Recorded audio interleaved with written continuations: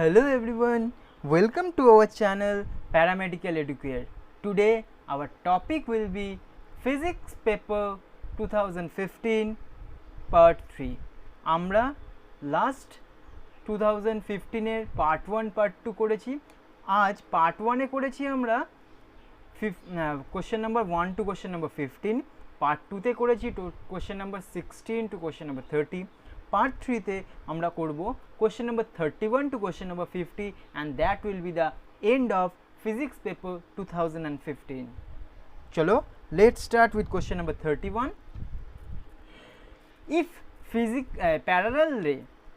parallel ray of light fall on a lens made by two material, then what will be the number of images? তাহলে দেখো, যদি এখান থেকে parallel রে যায়, যদি এই যে প্যারালাল রে যায়, আমি এখানে যদি বলি যে এইটা একটা যদি আমার মিরর হয়, লেন্স হয়, মিরর নয়, এখানে লেন্স আছে, ঠিক আছে, এটা যদি আমার একটা লেন্স হয়, ওয়েট আ মিনিট, এটা যদি একটা লেন্স হয়, ধরে নিলাম এটা লেন্স, এখান থেকে প্যারালাল রে যাচ্ছে, এইখান থেকে এখানে এসে পড়বে, আরেকটা এখানে বলছে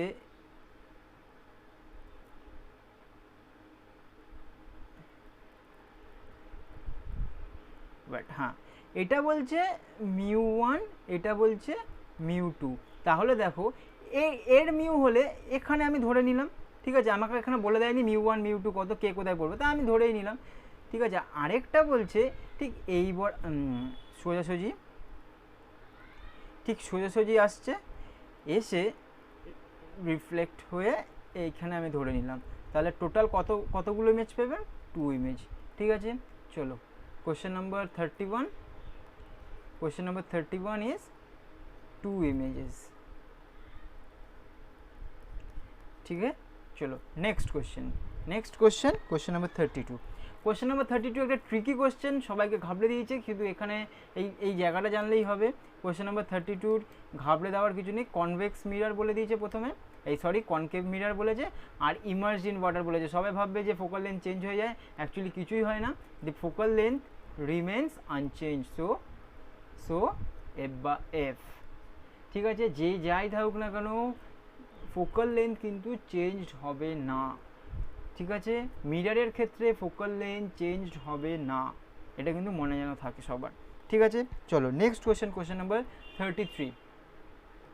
কোশ্চেন নাম্বার 33 তে কি বলেছে? If the value of the electric flux passing through a area S, vector ফর্মে দিয়ে দিয়েছে, ঠিক আছে, passing through a vector area ai minus j plus k is a uniform electric field in an uniform electric field of intensity বলে দিয়েছে ই দিয়ে, ঠিক আছে, আর এরিয়া বলে দিয়েছে। তাহলে আমাকে কী বার করতে হবে? ভ্যালু অফ এ, ঠিক আছে। এখানে ফ্লাক্স, আমাকে ফ্লাক্সের ফর্মুলা আমি কি জানি? Flux equal to E dot dS, এটা জানি তো, flux equal to E dot dS. Normal এখন আমরা এই ডট প্রোডাক্ট বের করবো, এখান থেকে ই এর ভ্যালু কি আছে? আই ক্যাপ,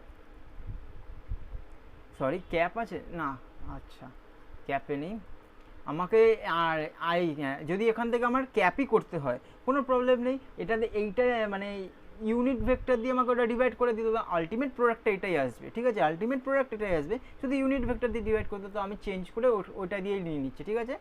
চলো, I cap plus 2j cap plus 3k, ঠিক আছে, এটা হচ্ছে আমার ইর ভ্যালু। এবার ডট ডিএস কি? ai cap minus J cap plus K cap, ঠিক আছে। চলো, এবার আমাকে এখানে কি বলেছে? যে এখানে বলেছে 0 বলে দিয়েছে, ঠিক আছে, ফ্লাক্স 0 বলে দিয়েছে, তাহলে আমি এখানে 0 লিখে দিই আগে থেকে। চলো, ইকুয়াল টু, আমরা কি জানি? আই ডট আই, এখানে আমরা বাদিক করে লিখেছি I dot I equal to 1, I dot j 0, I dot k 0। এটা তো আমরা জানি ডট প্রোডাক্টে যে I dot I1, I dot j 0, I dot k 0, এটা কিন্তু সবাই আমরা জানি, ঠিক আছে। এই তার জন্য আমরা ভেক্টরটা পড়লে এই জিনিসগুলো খুব ক্লিয়ার হয়ে যায় যে ভেক্টর কিন্তু এতটাই কনসেপচুয়াল একটা চ্যাপ্টার, যেই চ্যাপ্টারটার মানে অ্যাপ্লিকেশন সব কিছুতে আছে, কারেন্টে আছে, ম্যাগনেটে আছে, ঠিক আছে, যা মানে এরকমই সব কিছুতে কিন্তু ভেক্টরের কাজগুলো কিন্তু করাতে মানে করে, ঠিক আছে। অনেক আমরা যদি কাইনেমেটিক্স দেখি, ঠিক আছে, কাইনেমেটিক্সেও কিন্তু অনেক জায়গায় ভেক্টরের ফর্ম অ্যাপ্লিকেশন আছে। চলো এটা দেখে নিই। তাহলে আই ডট আই 1, শুধু এখানে এ থাকবে, প্লাসে মাইনাসে মাইনাস, 2 জে ডট জে কী হবে 1 হবে, তাহলে 2 মাইনাস 2 প্লাস প্লাস প্লাস 3 কে কী হবে, কে ডট কে কী হবে 1 হবে, তাহলে 3 1 যা 3, ঠিক আছে। তাহলে এখানে কি হলো, চলো এখানে কি হলো 0 equal to A minus A plus 1, therefore A equal to -1, তাহলে এ ইকুয়াল টু -1 আছে, সি এ ইকুয়াল টু -1। চলো নেক্সট কোশ্চেন নাম্বার 34।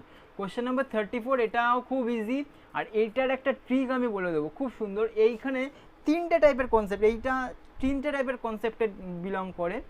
একটা হচ্ছে 1% টু 3% কনসেপ্ট, এই একটা কনসেপ্ট। 10% টু 20% কনসেপ্ট, এখানে একটা ট্রিক কাজ করে।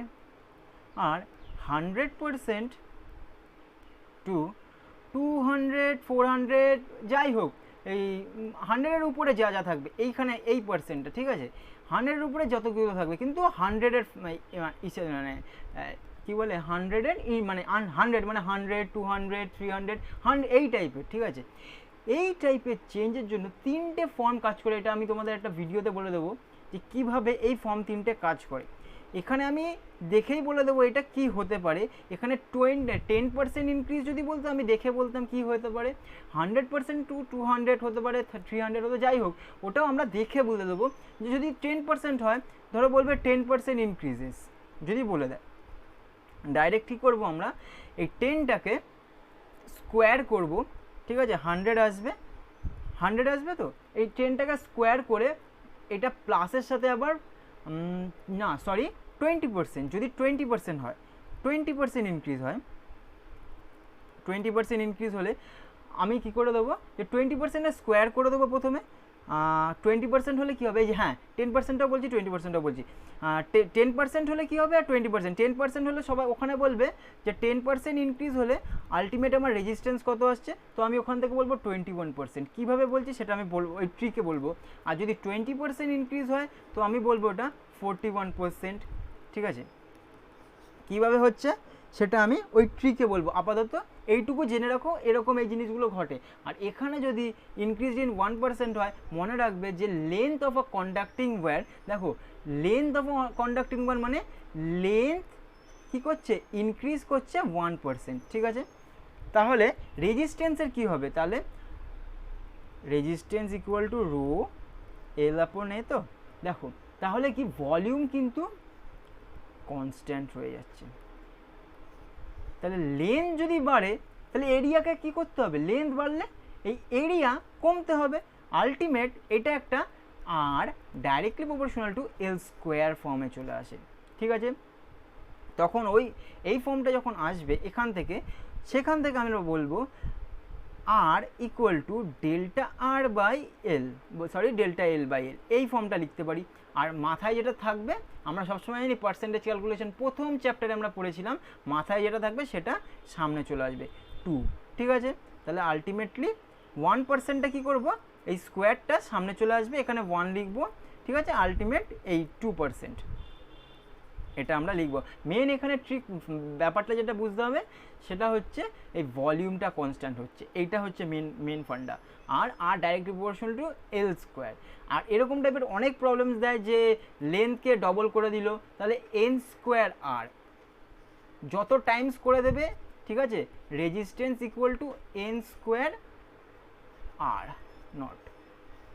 এই এনটা হচ্ছে নাম্বার অফ টাইমস, ঠিক আছে। যদি বলে যে 4 টাইমস করে দিল হয়ে গেল, আমার অ্যান্সার চলে আসবে। এই ফর্মুলাটা লিখে রাখবে খাতায়, ঠিক আছে। চলো কোশ্চেন নাম্বার 35। কোশ্চেন নাম্বার 35 খুব সহজ আর খুব ইজি, যে ইকুইভ্যালেন্ট ক্যাপাসিটেন্স বের করেছে। Equivalent capacitance of between 2 points A আর বি এর মধ্যে, ঠিক আছে। এই যে আমার এ আর এই যে আমার বি, তাহলে আমি দেখো এই দুটোর মধ্যে থেকে ইকুইভ্যালেন্ট ক্যাপাসিটেন্স বের করতে গেলে আমাকে সব সময় মনে রাখতে হবে আগে আমাকে সার্কিট ছোট করতে হবে। বড় সার্কিট দিয়ে কোনো সময় আমি বার করতে পারি না।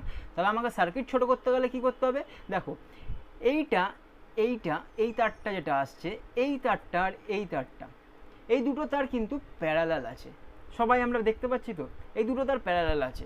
তাহলে এই প্যারালাল থাকলে, in case of capacitance parallel থাকলে সেইটাকে আমরা কি করি, অ্যাডিশন করে দিই, নর্মাল অ্যাডিশন। তাহলে আমরা এখানে আমি লিখতে পারি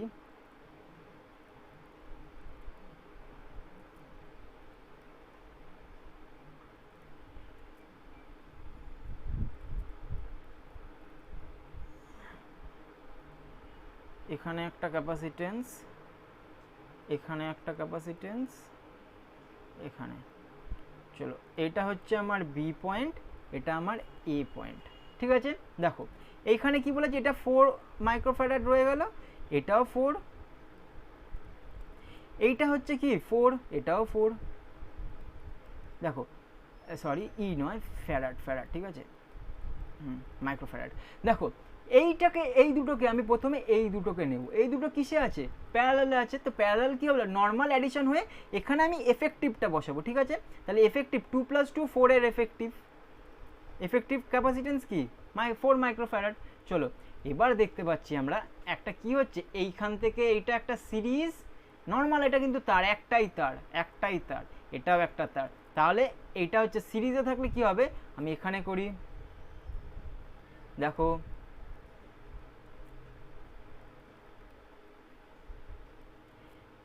সিরিজে থাকলে এটা এ এটা বি, সিরিজে থাকলে কি হবে, সিরিজে থাকলে 1 করে করে হয়ে যাবে, 1/4 প্লাস 1/4 1/c ইকুয়াল টু, এটাকে আমরা সিরিজে করছি, equal to 4 2 2 2 2, therefore c equal to 2, c equal to 2 পেয়ে গেলাম, এখানে 2। এবার দেখো এখানে 2 হয়ে গেল, ঠিক আছে, এখানে 2 হয়ে গেল। আর কি এখানেও সেম ঘটনা, এখানেও সেম ঘটনা ঘটছে, এটাও সেম, আবার এটাও সেম, ঠিক আছে, এই দুটোই সেম ঘটনা ঘটছে। তাহলে আমরা কি করলাম, এখানেও 2 লিখে দেব। এবার এই দুটো কিসে আছে, আবার প্যারালালে আছে। তাহলে আলটিমেট কি হবে, আলটিমেট এ আর বির মধ্যে ইকুইভ্যালেন্ট ক্যাপাসিটেন্স কি, প্যারালাল হচ্ছে 4 মাইক্রোফ্যারাড, আনসার। তাহলে 4 মাইক্রোফ্যারাড। চলো নেক্সট হচ্ছে question number 36। Question number 36, which physical quantity having unit ampere hour, এর মধ্যে কার unit ampere hour, time, electrical energy, current নাকি ইলেকট্রিক্যাল চার্জ, ঠিক আছে। তাহলে আমার মনে রাখতে হবে ইলেকট্রিক চার্জের ফিজিক্যাল কোয়ান্টিটির ইউনিট হচ্ছে, ইলেকট্রিক চার্জের ইউনিট হচ্ছে অ্যাম্পিয়ার আওয়ার, ঠিক আছে। ইলেকট্রিক চার্জের ইউনিট কি, অ্যাম্পিয়ার আওয়ার। চলো নেক্সট হচ্ছে কোশ্চেন নাম্বার 37। কোশ্চেন নাম্বার 37 খুব সহজ, খুব কনসেপচুয়াল।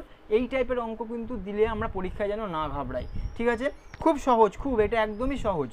দেখো কি কি আছে, আ স্কোয়ার উইথ 10 সেন্টিমিটার অ্যাট শোন, তার মানে আমার স্কোয়ার প্রথমে বলে দিয়েছে, তাহলে এটাও 10, এটাও 10, এটাও 10, এটাও 10,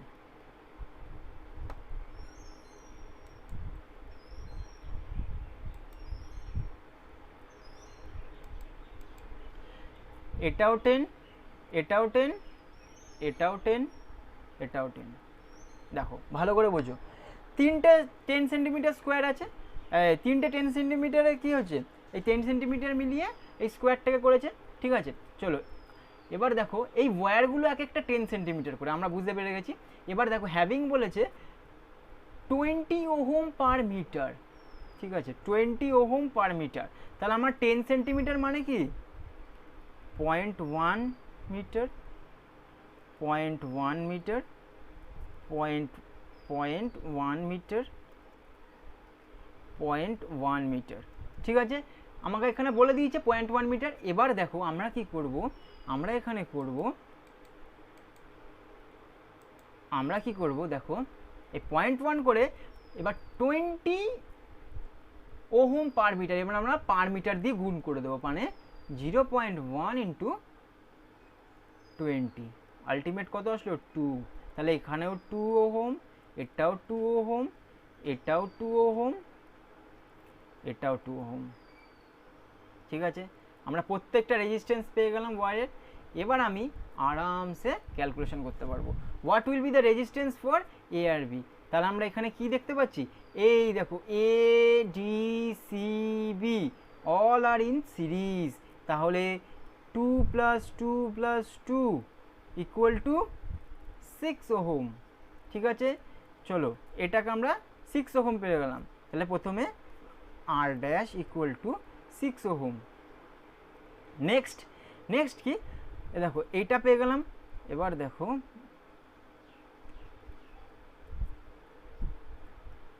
সরি,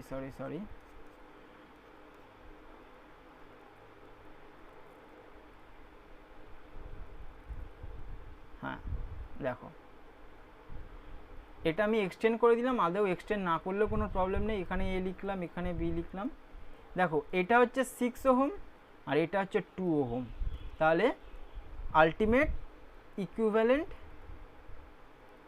রেজিস্ট্যান্স কী হবে, প্যারালালে আছে 1/r ডবল ড্যাশ = 1/6 + 1/2 = 1/6, 6 1 + 2 3, ঠিক আছে। তাহলে আলটিমেট কি আসলো 4/6 মানে 2/3, ঠিক আছে। দেয়ারফর আর ডবল ড্যাশ কী হবে 3/2 = 1.5 ওহম, অ্যান্সার, ঠিক আছে।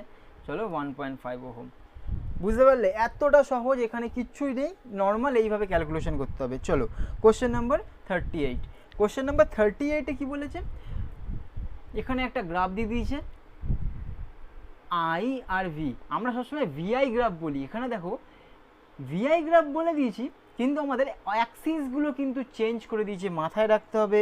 আমরা ভিআই গ্রাফ বলেছি বাট অ্যাক্সিসটা চেঞ্জ করে দিয়েছি, ঠিক আছে। তখন আমরা কি করব, আমরা ভিআই গ্রাফ যদি বলে দিই তাহলে আমরা দেখো ভালো করে বোঝো, এখানে কিন্তু অ্যাক্সিসটা চেঞ্জ করে দিচ্ছে। এক্সাম হলে কিন্তু এইটা যদি না খেয়াল করো পুরোটা কিন্তু কনসেপ্ট জানলেও ভুল হয়ে যাবে, এটাকে আমি চেঞ্জ করে নিলাম, ভি করে নিলাম, এটাকে আই করে নিলাম। এবার যদি আমি ভিআই করে নিলাম তখন আমার কোশ্চেনের মতো হয়ে গেল। এটাও কিন্তু ওরা চালাকি করে এখানে অ্যাক্সিসগুলো কিন্তু চেঞ্জ করে দিয়েছে। তখন আমি যখন অ্যাক্সিস চেঞ্জ করবে তখন আমার গিভেন ভ্যালুটাও আমার চেঞ্জ করে নিতে হবে। তাহলে দেখো এইটাকে 2 ধরেছিলাম, ঠিক আছে, তাহলে এইটাকে আমরা 2 ধরে নেব। এটাকে কি ধরেছিল, T1 ধরেছিল, আমরা এইটাকে T1 ধরে নেব। আরেকটা মিল কীভাবে বুঝবো, দেখো ভির সাথে T1টা কাছাকাছি, ঠিক আছে, ভির সাথে T1টা কাছাকাছি, ভির সাথে T1টা কাছাকাছি, ভির সাথে T2টা অনেকটা দূরে, ভির সাথে T2টা অনেকটা। তারপরে স্লোপ দেখেও বোঝা যায় যে এইখানে ভির সাথে স্লোপটা একটু কম, T2-র সাথে ভির সাথে T1-এর স্লোপটা কম, তাহলে ভির সাথে T1-এর স্লোপটা কম, T2 স্লোপটা অনেকটাই বেশি, এইটাও দেখেও করতে পারি। আলটিমেট আমাকে চেঞ্জ করতে হবে, আমাকে এই ফর্মে এনে কাজ করতে হবে, তাহলেই আমি এই অঙ্কটা সলভ করতে পারবো।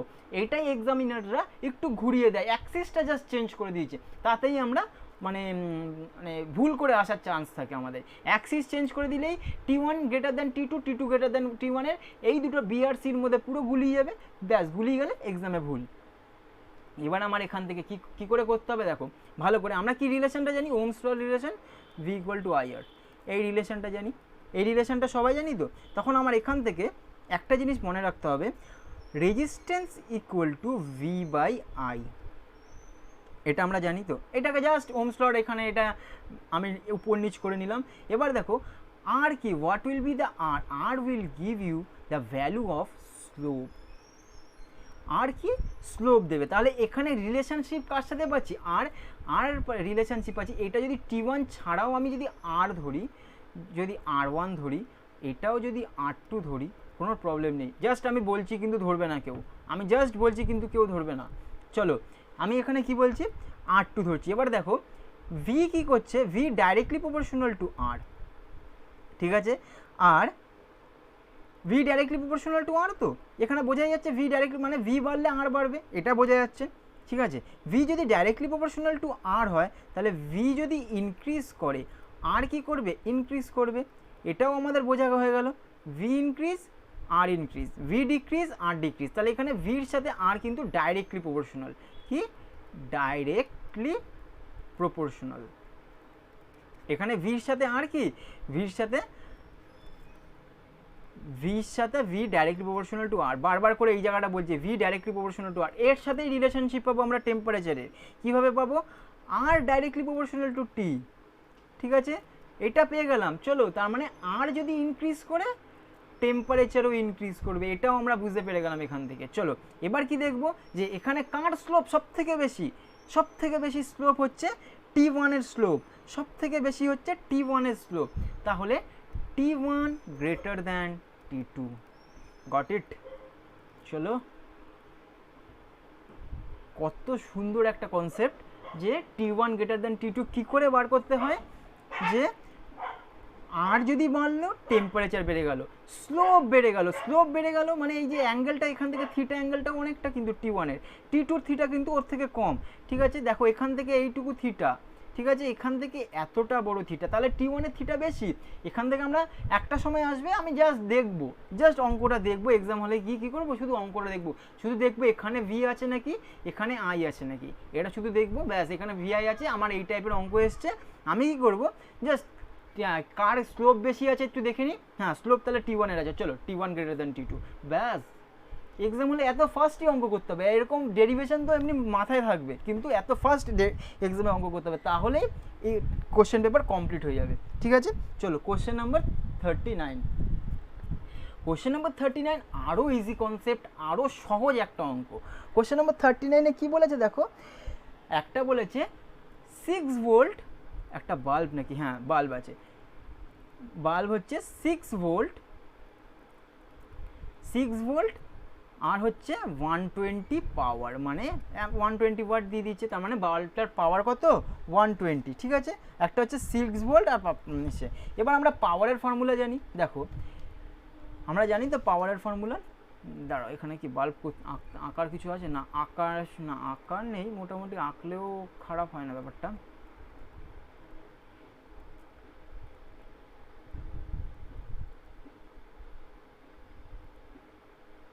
দেখো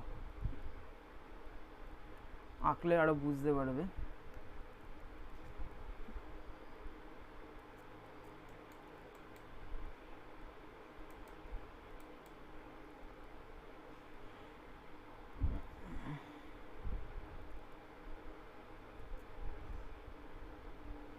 ওয়েট আ মিনিট, হ্যাঁ চলো,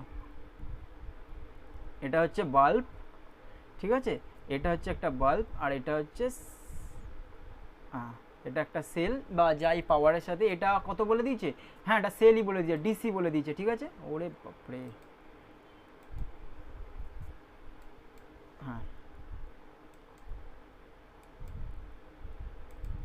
এটা একটা ডিসি সোর্স বলে দিয়েছে, ডিসি মানে একটা সেল হবে, তাহলে এটা সেল কত 220 ভোল্ট, এটা 220 ভোল্ট, এখানে কি বলেছে পাওয়ার কত বলেছে 60 ভোল্ট আছে আর আছে 120 পাওয়ার, ঠিক আছে। এবার আমরা কি করে ক্যালকুলেশন করব, খুব মন দিয়ে দেখো, ভালো করে দেখো, বুঝতে পারবে। পাওয়ার কি বলে জানি আমরা, power equal to P equal to VI, তার মানে ভি ইন্টু আই, এটা তো জানি কারেন্ট, এই পাওয়ারের ফর্মুলা, তাহলে পাওয়ার এখানে আমাকে গিভেন পাওয়ার কত 120, 120 ইকুয়াল টু ভি কত, ভি আমাকে 6 ভোল্ট, ঠিক আছে। তাহলে এখান থেকে কত অ্যামাউন্ট অফ কারেন্ট পাস করতে পারে ম্যাক্সিমাম, আই কত, আই আমাকে ক্যালকুলেশন করি 2 সরি এখানে 6 নয় 60 আছে, 60 আছে, ঠিক আছে 60, তাহলে 60 হলে কত হবে 2 হবে, তাহলে therefore I equal to 2 ampere, ঠিক আছে। এটা হচ্ছে 60 ভোল্ট, ঠিক আছে 60 volt, I equal to 2 ampere current পেয়ে গেলাম। এবার আমরা কি করব, দেখো এটা যেহেতু এটা সিরিজে আছে, এটা কিন্তু সিরিজে আছে, একটাই তার দিয়ে জুড়ে আছে, সিরিজে আছে, ঠিক আছে। এখান থেকে যাচ্ছে এখানে গিয়ে, এটা কিন্তু বাল্বটা সিরিজে আছে কিন্তু প্যারালাল নয়, ভালো করে বোঝো। দেখো এবার আমি এখান থেকে কি করব, এখান থেকে করব, দেখো কত সার্কিট কত বলে দিয়েছে 120 ভোল্ট ডিসি বলে দিয়েছে। এবার আমার এটা 120 হলে এইটুকু কত 60 ভোল্ট, এখান থেকে এইটুকু 60 ভোল্ট, তাহলে এইটা মাইনাস এইটা করতে হবে, তাহলে কি করতে হবে, তাহলে 120 মাইনাস 60, তাহলে কত ভোল্ট অ্যাকচুয়াল হচ্ছে 120 মাইনাস 60, 120 মাইনাস 60 কত, 120 মাইনাস 60 সরি 120 নয় 120 কত দিয়েছে এখানে 220, sorry 220 minus 60, 220 minus 60 is 160 volt, ঠিক আছে। ভালো করে দেখো 220 মাইনাস 60 160 ভোল্ট। এবার এই 160 ভোল্টটাই অ্যাকচুয়ালি এখান থেকে সিরিজ রেজিস্ট্যান্স হিসাবে কাজ করবে, যেখান থেকে রেটেড ইন্টেন্সিটিটা ভালো করে বাল্বটা গ্লো করতে পারবে, ঠিক আছে। তাহলে 160 পর থেকে আমি তাহলে রেজিস্ট্যান্স এখানে কী পাবো, দেখো এবার কী পাবো রেজিস্ট্যান্স, তাহলে resistance equal to V equal two আবার পেয়ে গেলাম আইআর, দেখো ভি ইকুয়াল টু আইআর পেয়ে গেলাম। এবার ভি কত, ভি হচ্ছে আমার 160 ভোল্ট আমি বের করেছি, কারেন্ট আমি জানি আগেই বের করে নিয়েছি, এখান থেকে কত অ্যামাউন্ট অফ কারেন্ট যাবে 2 অ্যামাউন্ট, আর কত, আর আমি ক্যালকুলেশন করব, therefore R equal to 160 by 2 equal to 80 ohm answer, ঠিক আছে। চলো কোশ্চেন নাম্বার 40, কোশ্চেন নাম্বার 40, এই কোশ্চেনটা পুরোটা এখানে একটা ডেটা মিসিং আছে, ডেটা মিসিং, কি ডেটা মিসিং আছে না, গ্যালভানোমিটারের রেজিস্ট্যান্সটা দিয়ে দেয়নি, গ্যালভানোমিটারের ওরা রেজিস্ট্যান্স অ্যাবসেন্ট, ওরা গ্যালভানোমিটারের রেজিস্ট্যান্সটা কী করেছে অ্যাবসেন্ট, মানে দিয়ে দেয়নি, তো এটা আমরা করতে পারবো না তার জন্য, ঠিক আছে। চলো কোশ্চেন নাম্বার 41, কোশ্চেন নাম্বার 41 খুব সহজ, খুব ইজি একটা প্রসেস, আর এটা পারতে গেলে আমাকে ফার্স্টে সার্কুলার লুপের সেন্টারের এটা ধরো ফর্মুলা দিয়ে চলে আসবে, কিন্তু B2টা জানতে গেলে আমাকে কনসেপ্ট লাগবে, B2টা জানতে গেলে আমাকে ম্যাগনেটিক ফিল্ড রিলেটেড ম্যাগনেটিকের কনসেপ্টটা লাগবে। B1 কি, দেখো B1 is the magnetic field at the centre of a loop, তাহলে আমি এখানে এটা আমি ফর্মুলা সবাই জানে, এইটা আমি ফর্মুলা থেকে লিখে দিচ্ছি যে সেন্টার অফ আ লুপে আমি কীভাবে বের করব, দেখো centre of a loop B1 equal to, এটা আমরা সবাই জানি মিউ0, এটা আমরা ফর্মুলা মুখস্থ করে হয়ে গেছে, এক্সাম হলে ফর্মুলা মুখস্থ করে দিয়ে দিয়েছি, কিন্তু B2 করতে গেলে যে আমার ফর্মুলা দিয়ে আর হবে না, B2 ইকুয়াল টু, B2 কি, B2 equal to mu I by 4 pi R, ঠিক আছে, sine 90 degree plus sine 90 degree. এইটা আমি কেন লিখলাম, এই ইনফাইনাইট ওয়্যারের ক্ষেত্রে এইটা বইতে খুব সুন্দর করে বলে দিয়েছে, এই সাইন 90 ডিগ্রি আর সাইন 90 ডিগ্রি এইটা কনসেপ্ট না বুঝলে এটা কিন্তু করা যাবে না।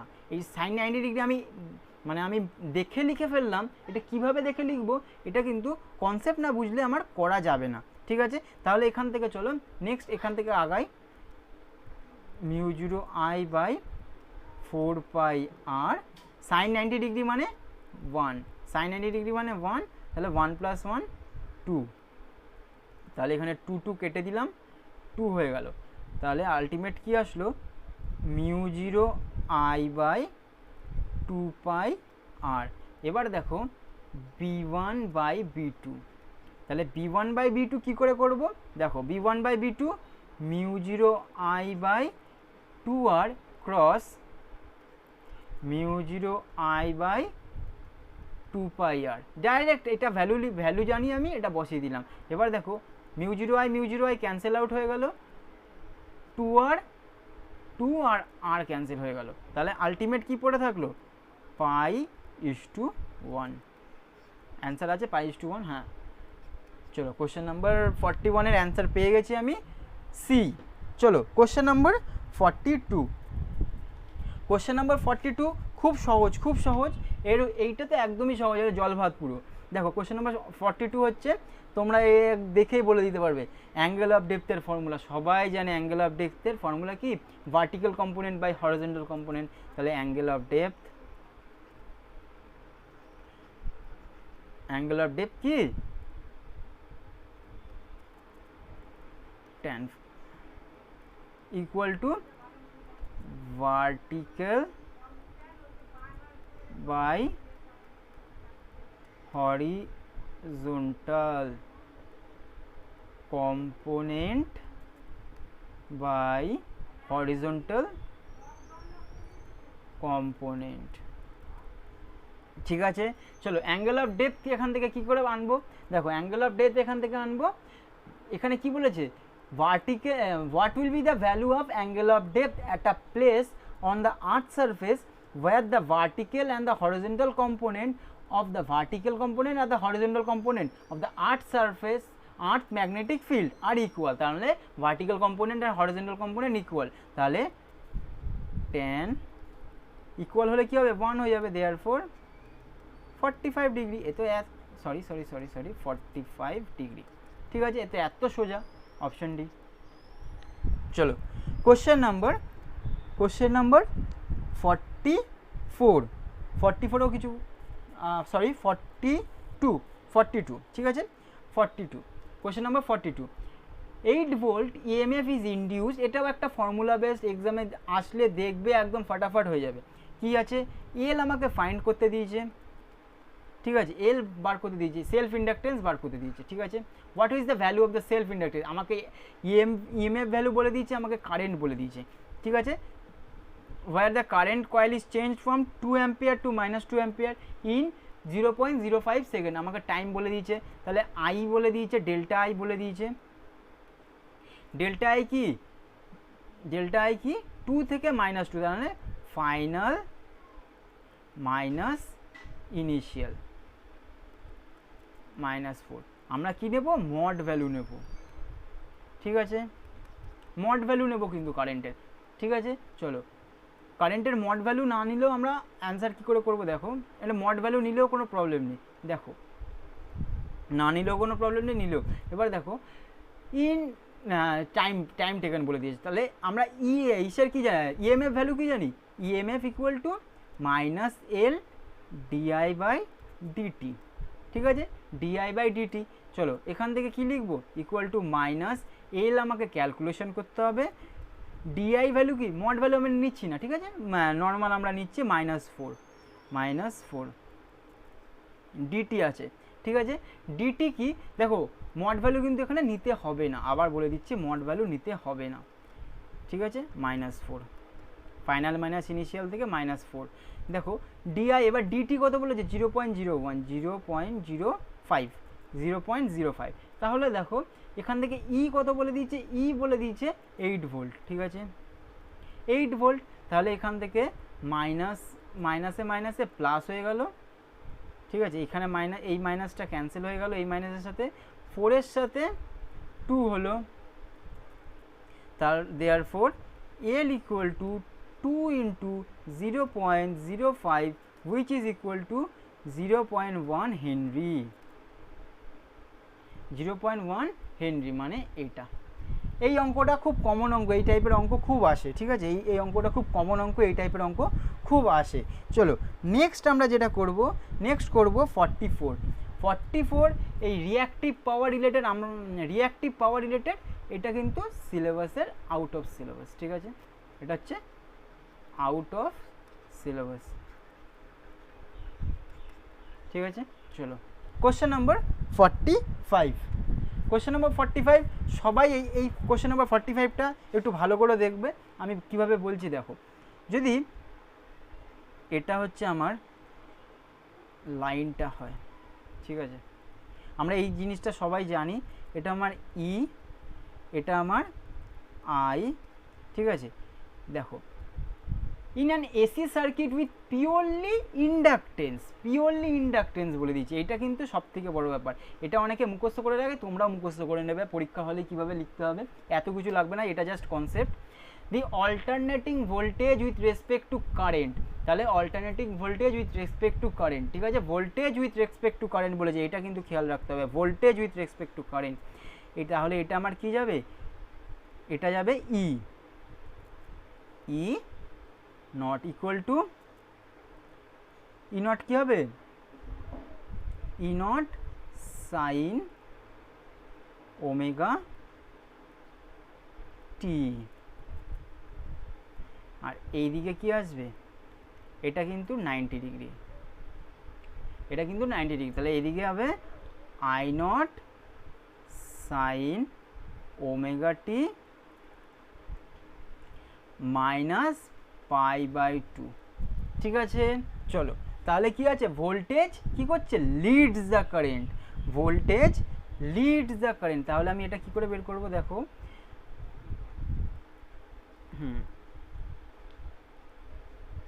জয়েন্ট, হ্যাঁ এটা হচ্ছে এটা, আর এটা হচ্ছে আই নট আই, ঠিক আছে। তাহলে এটা কি হচ্ছে, voltage leads the current by 90 degree, voltage leads the current by 90 degree, ঠিক আছে, লিডস বাই 90 ডিগ্রি। চলো, question number 46, question number 46, which one is not a electromagnetic waves. তাহলে আমাদের প্রত্যেকটা ইলেকট্রোম্যাগনেটিক ওয়েভসকে জানতে হবে, ইলেকট্রোম্যাগনেটিক ওয়েভস কারা, ঠিক আছে, আর ওদের ইউজেসগুলো একটু ওই ইলেকট্রোম্যাগনেটিক চ্যাপ্টারের ওয়েভসের এই পোর্শন থেকে একটু দেখে নেবে, ঠিক আছে। চলো, তাহলে আমাদের কসমিক রেজ, অনেক সময় কসমিক রেজটাও ইলেকট্রোম্যাগনেটিক ওয়েভসের মধ্যে ওরা নাও নেয়, কিন্তু নিতেও নেয়, অনেক জায়গায় দেখেছি যে কসমিক রেটা ইলেকট্রোম্যাগনেটিক ওয়েভের নিয়ে একটা ডাউট ওরা এনেছে, ঠিক আছে। আর হচ্ছে গামা রে আর এক্স রে আছে, ঠিক আছে। তাহলে গামা রে আর এক্স রে কি ইলেকট্রোম্যাগনেটিক, তাহলে which one is not a electromagnetic, beta waves, beta রে, ঠিক আছে, বিটা রে ইজ নট আ ইলেকট্রোম্যাগনেটিক রে, ঠিক আছে। চলো, কোশ্চেন নাম্বার 47, কোশ্চেন নাম্বার 47 খুব ইজি, আর এখানে আমি একটা ট্রিক বলে দেবো। One hydrogen atom goes from ground state to n equal to 4 excited state. What is the number of spectral lines? আমি অ্যাটমিক স্ট্রাকচার বলতে গিয়ে বা আগেও একবার আমরা এই টপিকটা নিয়ে ডিসকাস করেছিলাম, যেখানে নাম্বার অফ স্পেকট্রাল লাইন্স আমরা ফাইন্ড করেছিলাম, নাম্বার অফ স্পেকট্রাল লাইন্স, ঠিক আছে, সেটা হচ্ছে n into n-1/2। Very very very important, অনেক জায়গায় কোশ্চেনে দেয়, অনেক জায়গায় কোশ্চেনে দেয়। আমি এখানে ডাইরেক্ট বসিয়ে দেবো, 4 বসাবো, 4-1/2, that is 4 into 3/2, that is 6। ফট একদম ইজিয়েস্ট, তো ইজিয়েস্টই, একদমই সোজা এটা, ঠিক আছে। চলো, নেক্সট হচ্ছে কোশ্চেন নাম্বার 48, কোশ্চেন নাম্বার 48 আমি ডিটেল ডেসক্রিপশন করছি না, শুধু এইটুকু জেনে রাখো তোমরা, nuclear density does not depend on mass number, nuclear density does not depend on mass number, nuclear density does not depend on mass number, so the ratio will be 1:1,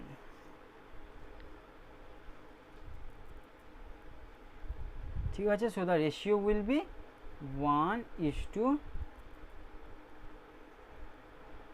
1:1, তাহলে option B, ঠিক আছে, option B.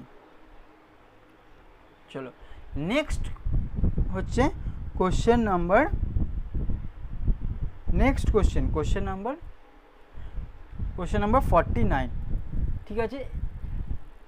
Decimal equivalent of the binary number সবাই জেনে গেছে, ঠিক আছে। এটা একদম ইজি, আমার এর উপরে একটা ভিডিও দেওয়া আছে, ইজিয়েস্টভাবে কিভাবে বার করতে হয় বাইনারি, এটা সবাই এটা ইজিয়েস্টভাবে ওই ভিডিওটা দেখলে বুঝতে পারবে, একদম ইজিয়েস্ট ওয়ে, এর উপরে ইজিয়েস্ট হয় না।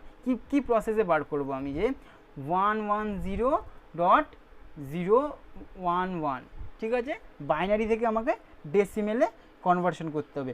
কিভাবে আমি বাইনারি টু ডেসিমেল কনভার্সনটা করব, চলো বাইনারি টু ডেসিমেল কনভার্সন কিভাবে করব দেখে নাও। এটা কত আছে 110, ঠিক আছে। এই 110কে আমি ফার্স্টে কি করব, আগে আমি ডেসিমেলটা করে নিই, 011টা আমি করি। দেখো কি আছে, 011কে কী করে করব, দেখো আগে ডেসিমেলের ভাগটা আমি শেষ করি। দেখো এখানে লিখব 0 into 2 to the power -1 plus 1 into 2 to the power -2 plus 1 into 2 to the power -3 হয়ে গেল আমার। তাহলে এর ভ্যালু কী দেবে 0, এর ভ্যালু কী দেবে 1/4, এর ভ্যালু কী দেবে 1/8, ঠিক আছে। চলো তাহলে 1/4 মানে কি 0.25। তাহলে এবার এই 0.25কে আবার যদি ভাঙি তাহলে 0.125, ঠিক আছে। চলো এবার আমি আরেকটা এবার কি করব, কি বের করব, নেক্সট যেটা বের করব 110কে কী করে 110 আমরা ক্যালকুলেশন করব। দেখো ভালোভাবে দেখো, ভালো করে দেখো যে কি করে 110কে আমরা ক্যালকুলেশন করব। দেখো এখানে কি লিখব, 1 ইন্টু 2 টু দি পাওয়ার কটা আছে 1 2 3, তাহলে 3 - 1 plus 1 into 2 to the power 3 - 2 plus 1 into 2 to the power 3 - 3, ঠিক আছে। চলো তাহলে 1 ইন্টু 2 টু দি পাওয়ার মানে 2 টু দি পাওয়ার কী হবে 2 প্লাস 2 টু দি পাওয়ার কী হবে 2 to the power 1 plus 2 to the power 0, ঠিক আছে। তাহলে 2 টু দি পাওয়ার 2 মানে 4, 2 টু দি পাওয়ার 1 মানে 2, 2 টু দি পাওয়ার 0 মানে 0। তোমরা এত ক্যালকুলেশন এটা করতেই হবে না, কোনোভাবে এটা করতে হবে না। আমাকে এক্সাম হলে যদি আসে আমি কি দেখবো, ডিফারেন্সটা দেখে নেবো। এখানে সবার ভ্যালু 6 আছে আর সবাই জানি এইটার কিছু একটা ভ্যালু আসবে, সেটা কোনোদিনও 0 হতে পারে না। তো প্রথমেই এইটা আগে ক্যান্সেল আউট করব, এই বি সি আর এর মধ্যে যে কোনো একটা ভ্যালু আসবে এটা আমি জেনে নেব, ঠিক আছে। তাহলে সবার ক্ষেত্রে সমান যখন আমার এক্সাম হলে বসে এই ক্যালকুলেশনটা করার কোনো মানে নেই। তার জন্যই আমি প্রথমে আগে ওই ক্যালকুলেশনটা করে নিয়েছি। কেন করে নিয়েছি, কারণ আমার এক্সাম হলে এই ক্যালকুলেশনটা করার কোনো মানেই নেই, কারণ সবার ক্ষেত্রে সমান। আর এটা আসবে, সবার ক্ষেত্রেই সমান এসছে, এটা সবাই জানে, এক্সামিনারও জানে যে এটা সবাই বার করতে পারে। কিন্তু বার করার সময় প্রবলেম হচ্ছে এইটাতে, এটাও সবাই এখন বুঝে গেছে কীভাবে বার করতে হয়, ঠিক আছে। তাহলে 0.125 আর 0.250, তাহলে 5 5 6 7 2 আর 1 3, 0.375, 0.375 বাহ 6, তাহলে কী হবে ultimate answer 6 plus 0.375 ultimately will give 6.375 answer, ঠিক আছে। চলো নেক্সট হচ্ছে question number 50 and the last question number 50। Question number 50 আমরা করব যে কোশ্চেন নাম্বার 50, ঠিক আছে। চলো কিভাবে করতে হয় দেখে নাও। ইজিয়েস্ট প্রসেস যে সবাই আমরা মোমেন্টাম জানি তো, হোয়াট ইজ মোমেন্টাম। দেখো প্রথমে আমার এনার্জির সাথে রিলেশনটা বের করে দিই মোমেন্টামের। দেখো E equal to H new, এইটা জানি, ঠিক আছে। মোমেন্টামের রিলেশন কী করে বের করব, equal to H new equal to, আমরা আইনস্টাইনসের সেই ফর্মুলাটা জানি তো, ইকুয়াল টু এমসি স্কোয়ার। বাহ, এই দুটো ফর্মুলা যদি আমি শিখে গেলাম তো আমি এই অঙ্কটা পেরে গেলাম। Equal to H new equal to MC square, ঠিক আছে। এবার আমরা এখান থেকে কি করব, এই এইচ নিউটা কি করব, ইকুয়াল করে দেবো। দেখো কিভাবে ইকুয়াল করব, আমাকে এখানে মোমেন্টাম বের করতে বলেছে। এইটা কি, এখানে আমি যদি লিখি H new equal to MC square, কোনো ভুল নেই, লিখব H new equal to, H new কি ইকুয়াল টু এম, সিটা যদি ভি লিখে দিই, সি মানে তো স্পিড, এটাও তো স্পিড, ভি ইন্টু ভি, এই স্টাইলে লিখতে হবে, এই স্টাইলে লিখতে হবে, ঠিক আছে।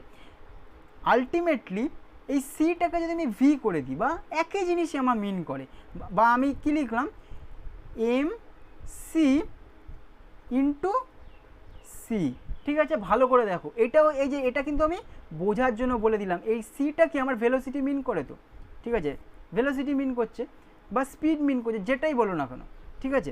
এখানে কি করব, এই সিটাকে আমি নিচে নিয়ে চলে আসব, নিচে নিয়ে আসলে কি হবে, h nu by c equal to mc চলে আসবে, ঠিক আছে। এই যে তাহলে এমসি কি, এমসি আমাদের এমসি কি, এমসি হচ্ছে পি, মানে মোমেন্টাম কি এইচ। বাহ, এটা তো মোমেন্টাম, তাহলে h nu by c, answer C. চলো, থ্যাংক ইউ।